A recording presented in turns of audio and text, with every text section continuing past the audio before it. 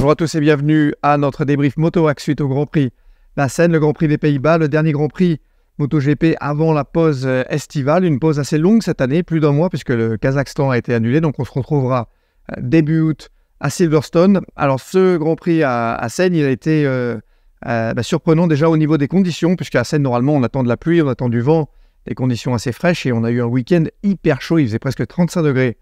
Dimanche, presque 50 degrés de température de piste, c'était du jamais vu à Assen, donc un vrai challenge pour les pilotes, puisque c'est un circuit qui est très physique, et un challenge aussi pour les ingénieurs, puisque avec des températures élevées comme ça, et un circuit en fait où on a beaucoup de patinage à l'arrière, on passe beaucoup de temps en fait sur l'angle avec des virages très rapides, c'est un circuit qui est très, très challenging pour les températures et les pressions de pneus. Donc voilà, on va faire le tour de ce Grand Prix maintenant, en commençant par nos Français.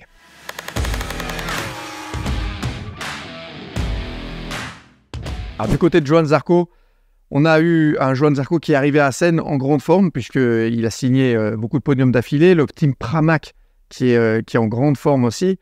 Et Johann Zarco, il a eu des problèmes en fait à Assen, il n'a pas pu utiliser sa machine comme il le voulait, il a eu des problèmes de feeling, donc un week-end difficile pour Johann, qui s'est mal fini d'ailleurs à une chute à haute vitesse, il se fait emporter, c'était pas de sa faute, mais il se fait emporter par l'autre Français Fabio Quartararo sur le GP, donc un week-end à oublier pour Johann Zarco.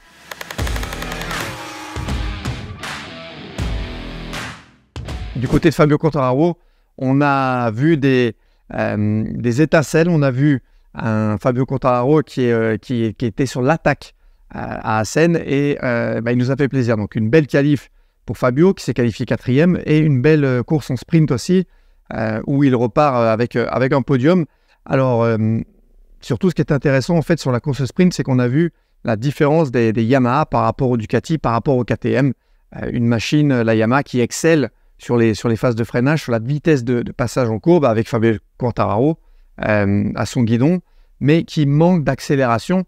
Alors pour moi, c'est pas seulement un problème en fait de puissance pure, puisque on voit les V4 en fait qui partent à l'accélération très tôt en fait sur la phase d'accélération. Et là, la Yamaha, même si c'est la moto la moins rapide de la grille, sur la première, deuxième, troisième vitesse, il y a des restrictions en fait qui sont mises là par les ingénieurs pour rendre la moto plus efficace. C'est-à-dire que le pilote demande 100%, mais la vraie puissance en fait qui est délivrée à la roue arrière n'est pas à 100% du tout, surtout sur la première, deuxième.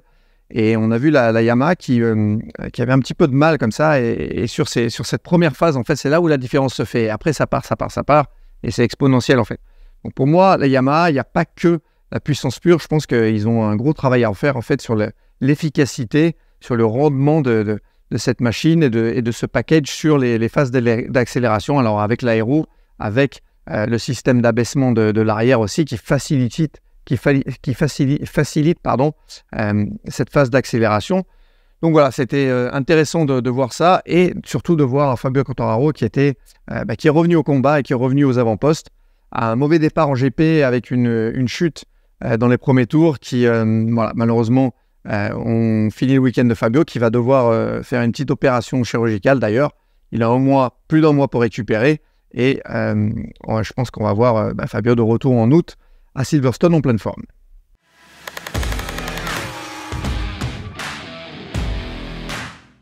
Les hommes forts de ce week-end à Assen, c'était encore une fois les hommes de chez Ducati, Pecco Bagnaia, Marco Bezzecchi, Jorge Martin aussi qui lui avait mal commencé son week-end mais qui s'est bien récupéré.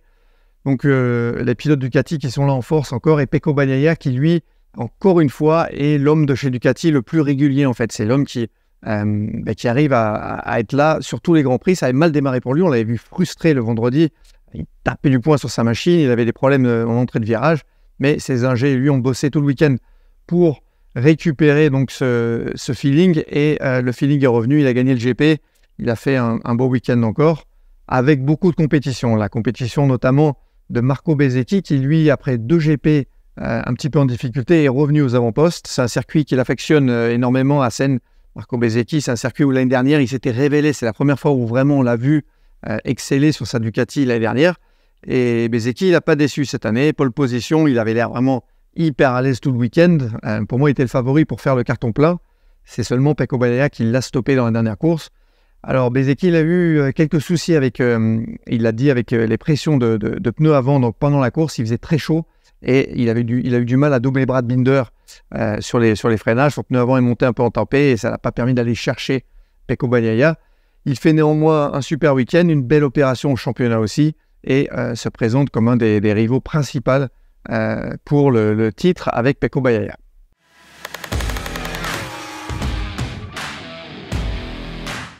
Au sujet de Marco Bezzecchi, d'ailleurs, on a eu une info de Uccio, le team manager de VR46. Ils sont en train d'essayer de renouveler son contrat. Ils sont en train de lui proposer en fait une machine officielle 2023 au sein du team VR46. C'est ça qu'ils veulent faire dans le team de Valentino Rossi. Garder Marco Bezzecchi qui fait partie de la VR46 Academy et par contre lui proposer une upgrade en moto, c'est-à-dire une meilleure machine. Alors pour le moment, est-ce que Ducati va pouvoir fournir une 5e moto officielle l'année prochaine? Il y a un point d'interrogation là-dessus, bien sûr, puisqu'il y a les 2 motos officielles, les 2 rouges, les 2 motos officielles chez Pramac.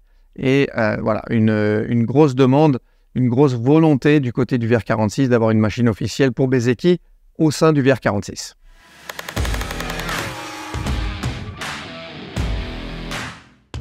Notre homme fort de ce week-end chez Ducati, c'est Jorge Martin. Alors lui, il sort vraiment d'une phase excellente où il a remporté les 2 courses au Sachsenring la semaine dernière. Et là, il se présentait un petit peu en favori et ça a mal démarré, vraiment très mal démarré pour Jorge. Normalement, il se qualifie super bien. Là, il a eu des difficultés en qualif, difficultés en course sprint aussi avec les pressions aussi de pneus.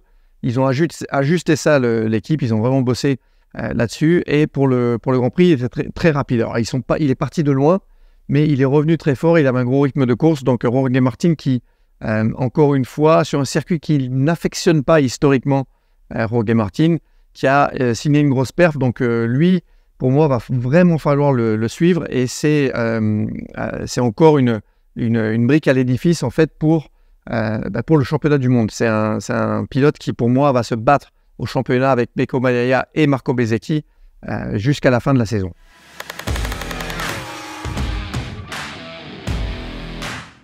Du côté de KTM, on a vu un Brad Binder surprenant. Je n'attendais pas les KTM du tout à Assen puisque c'est rempli de longs virages et on sait que les KTM, même si elles ont fait des gros progrès cette année, elles sont meilleures sur les circuits stop and go, genre Le Mans, genre Jerez.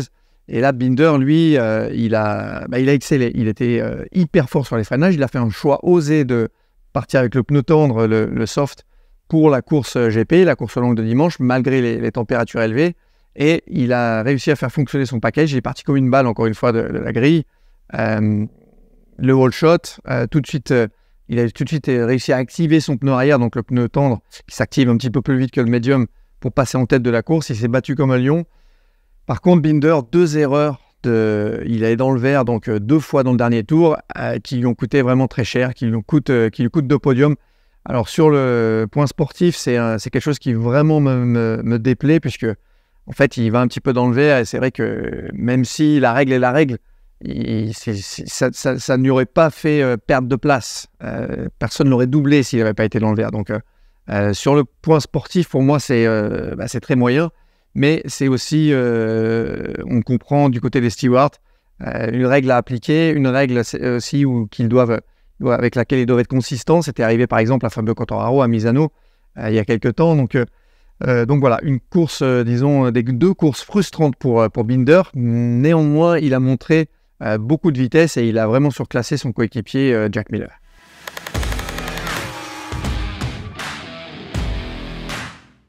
Du côté de chez Aprilia, ça a été un retour aux affaires, surtout pour Aleix Espargaro.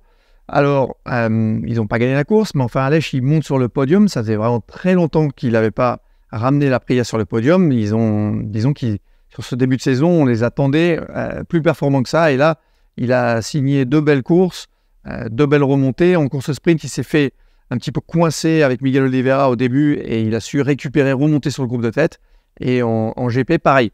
Il était très vite, un gros rythme de course et un podium mérité. Alors un podium qui a été, il finit 4 en passant la ligne, il a été donné par Brad Binder avec son erreur, mais enfin, Espargaro, il a maintenu la pression et c'est ça qui a poussé Binder à la faute. Donc un podium bien mérité pour lui, tandis que son coéquipier, Maverick Viñales, a eu plus de difficultés. Il avait énormément de vitesse sur le GP dimanche et il va chuter malheureusement assez tôt sur le Grand Prix.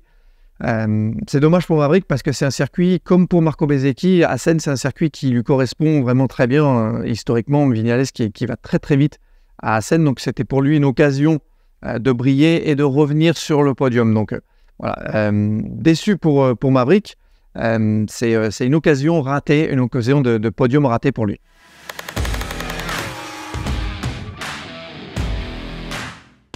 Enfin, du côté de Honda, difficulté continue, mais il y a quand même un petit peu de lumière au bout du tunnel. On a vu Nakagami, par exemple, faire un très beau week-end, une belle 8e place en Grand Prix dimanche, à moins de 15 secondes de la gagne. Donc ça, c'est pas mal. Disons, c'est pas mal. Avec la tendance en ce moment chez Honda. Alors, on a toujours Joan Mir et Alex Rins qui sont convalescents, qui ont été remplacés respectivement par Bradle, donc chez LCR pour Alex Rins, et par Lokoana qui a fait un beau job. Lokoana qui a bien progressé pendant le week-end. Il a un problème avec sa moto dimanche sur le GP, mais il roulait très fort. Il était à moins d'une seconde en rythme de course de la tête, donc ça c'est pas mal. C'est une belle progression pour lui, le pilote officiel Honda donc en Mondial Superbike, qui pour sa 2e pige sur la moto GP en remplaçant Joan Mir, a fait un très beau week-end. Et enfin du côté de Marc Marquez, ça a été un week-end désastre encore comme au Sachsenring. Alors 5 chutes au Sachsenring, une côte fracturée, blessure à la cheville, blessure au pouce, et là il est retombé 2 fois à Assen. Il avait commencé le week-end timidement, mais il tombe donc en qualif. Dès qu'il a essayé de forcer, il a perdu l'avant au virage numéro 3, pas de blessure. Une 2e chute un peu idiote avec Bastianini où ils étaient hors trage en train d'attendre une roue en fait, et Marquez regarde pas où il va, il tape dans Bastianini et chute, donc ça aurait pu être beaucoup plus grave. Je pense que Marquez, la trêve estivale, elle ne peut pas arriver à un meilleur moment. En fait, il va vraiment avoir besoin de se ressourcer mentalement, physiquement, de se remettre physiquement et de revenir avec les idées plus fraîches en août, donc le premier week-end d'août à Silverstone.